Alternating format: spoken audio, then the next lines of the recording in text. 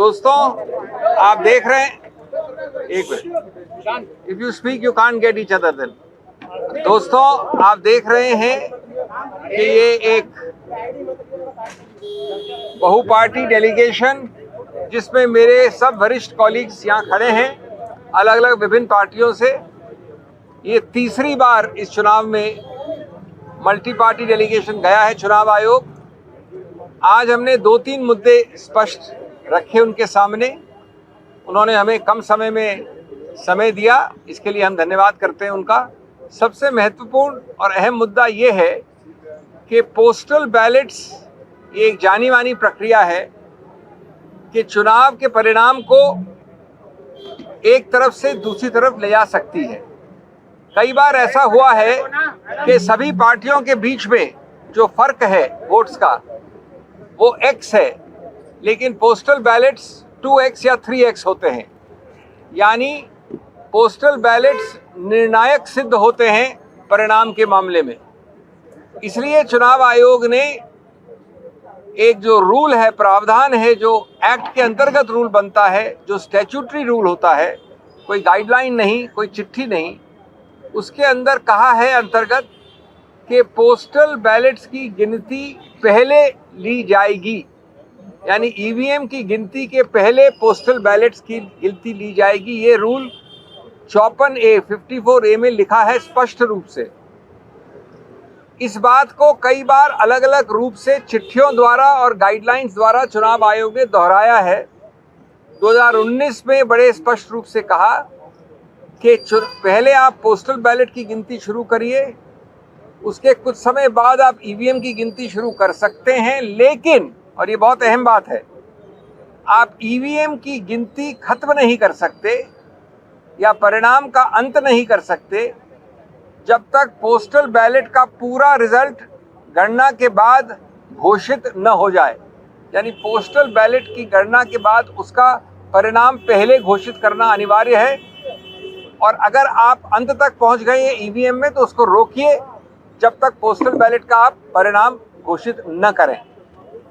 इसके बावजूद, और ये हमारी याचिका है, ये हमारी कंप्लेंट थी आज चुनाव आयोग से, चुनाव आयोग ने गाइडलाइंस द्वारा इस स्टैट्यूटरी रूल नियम को बदला है। वो नहीं किया जा सकता कानून में, गाइडलाइंस द्वारा किसी रूल को नहीं बदला जा सकता। उन्होंने गाइडलाइंस द्वारा जो पुरानी गाइडलाइंस थी 2019 वाली, जो मैंने बताई अभी आपको, उसको हटा दिया है, उसको निरस्त कर दिया है। और इसका बड़ा सरल और सीधा परिणाम ये होता है कि ईवीएम की पूरी गणना हो जाए अंत तक, तब तक भी पोस्टल बैलेट की निर्णय की घोषणा करना अनिवार्य नहीं रहा है। अब हमारे को पता है कि कई बार ऐसा हुआ है कि पोस्टल बैलेट के आधार पर निर्णय उत्तर से दक्षिण हो गया है, पूर्व से पश्चिम हो गया है। इसीलिए ये प्रावधान बनाया गया था, यही इसका औचित्य है। इसलिए ये अति आवश्यक है कि आप कानून के अंतर्गत एक गाइडलाइन द्वारा नियम को नहीं बदल सकते। पोस्टल बैलेट जो निर्णायक एक रोल प्ले करता है, उसके लिए भी अनिवार्य है कि उसको पहले गिना जाए। और तीसरा कि एक लेवल प्लेइंग फील्ड के लिए, गणतंत्र के लिए, स्वतंत्र चुनाव के लिए, जो कि संविधान के मूल तत्वों का एक अभिन्न अंग माना गया है, ये आवश्यक है कि जो पुराना रूल था उसी को फॉलो किया जाए, जो प्रावधान अभी भी है उसी को रूल किया जाए। Friends, very briefly in English, we went, as you can see, this is the third multi-party delegation during this process, and my very eminent colleagues from different parties are standing here. I'm not taking names. This multi-party delegation spent time with the Election Commission, and we are very grateful they gave us time at short notice on 2 or 3 major issues. The most important was the vital importance of counting postal ballots first, of declaring the result of postal ballots first. This is very clearly stated in the statutory rule, Rule 54A, which specifically says that you shall take up and deal with the postal ballots first. First is not my word, it is a statutory rule. This has been understood by the Election Commission over the years, and in particular the Election Commission elaborated this in 2019 in writing, that even if you start the EVM counting while the postal ballot counting is going on, even then you shall stop the EVM counting if it has reached the end and first declare the postal ballot counting result. This is specifically reiterated in 2019 and other letters of the EC which we read out to them. Our complaint is that this statutory rule of this 2019 guideline has been given the go-by. The Chunav Ayog has now repealed this 2019 practice.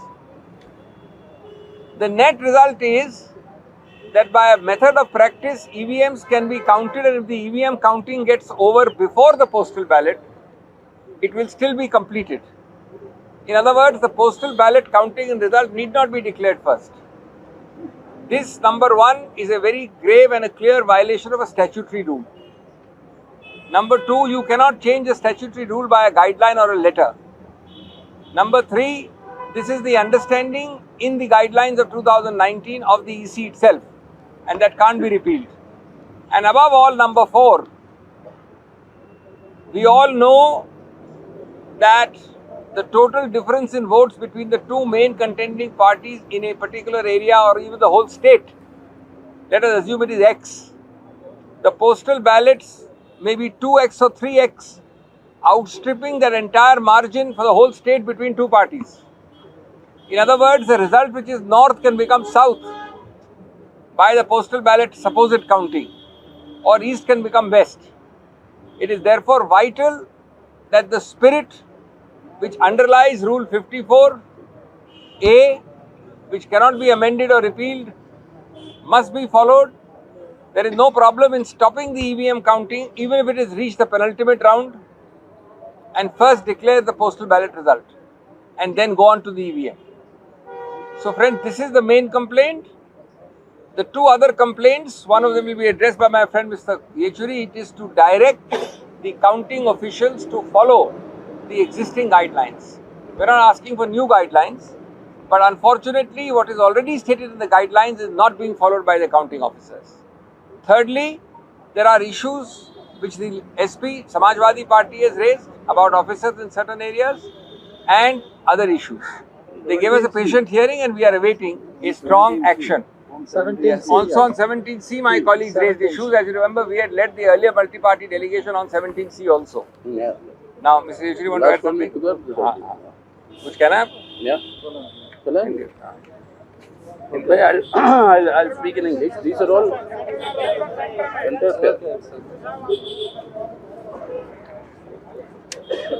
ठीक है. मैं ये सब सवाल जो हमने आज उठाया चुनाव आयोग से,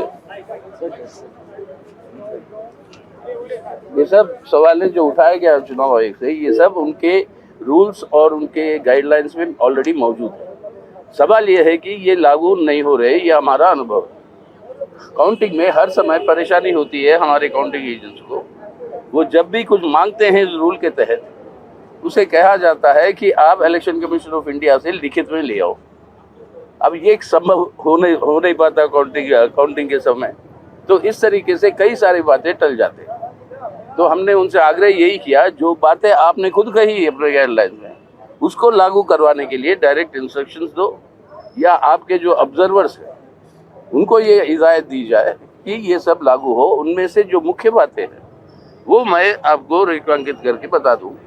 मुख्य जो इश्यूज है वो हमने यही कहा था कि ये इंश्योर करना चाहिए, number 1, safe movement of control units through a CCTV monitored corridor. कहाँ से ले आते, कहाँ से मतलब उसको काउंटिंग टेबल पर रखते, मतलब ये सब जो है, this should be through a CCTV monitored corridor. Number 2, verification of the current date and time displayed on the control units. ये वेरिफिकेशन बहुत इम्पोर्टेंट है, क्योंकि जब तक ये वेरीफाई नहीं होता वो ऑथेंटिसिटी आपको नहीं मिलती कि ये वही कंट्रोल यूनिट है जो वहाँ से आया पोलिंग बूथ से, ये बदला नहीं गया.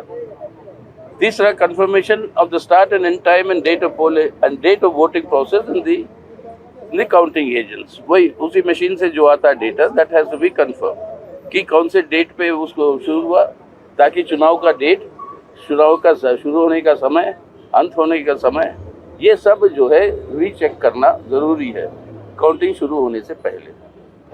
इससे आगे हमने कहा कि ये सब जो स्लिप और टैग्स और कई सारी चीज़ें जो होती है जब आपका ईवीएम सील होता है, ये सब जो है सबको वेरीफाई करके दिखाना चाहिए सबको और सब काउंटिंग एजेंट्स को, और जो उसके आधार पर दैट कंट्रोल यूनिट का रिजल्ट प्रेस करने के बाद, कंट्रोल यूनिट के रिजल्ट के लिए आप बटन प्रेस करने के बाद वो डेट ऑफ द पोल को रिकन्फर्म करना कभी होता नहीं, that has to be ensured. तो इस तरीके से हमने यही कहा था कि कितने कैंडिडेट्स है, कितने इंडिपेंडेंट्स है, number of parties that are participating and the number of votes cast prior to the display of the candidate wise number of votes cast for each candidate, total number of votes cast, that is where the disputes have always arisen.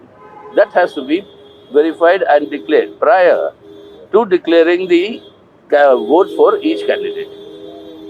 So these are the matters that we said will have to be ensured that they are followed properly, and the observers must be instructed that in case we have our objections, they cannot use the excuse saying that get a instruction from the ECI, but they'll have to follow according to the rule books. So this is the essence of what we have said. Postal ballots you have already explained. Thank you. Stay ahead with our cutting edge news app. Instantly access the latest shorts in just 1 minute and breaking news in just 50 words. Download now for a smarter, faster news experience.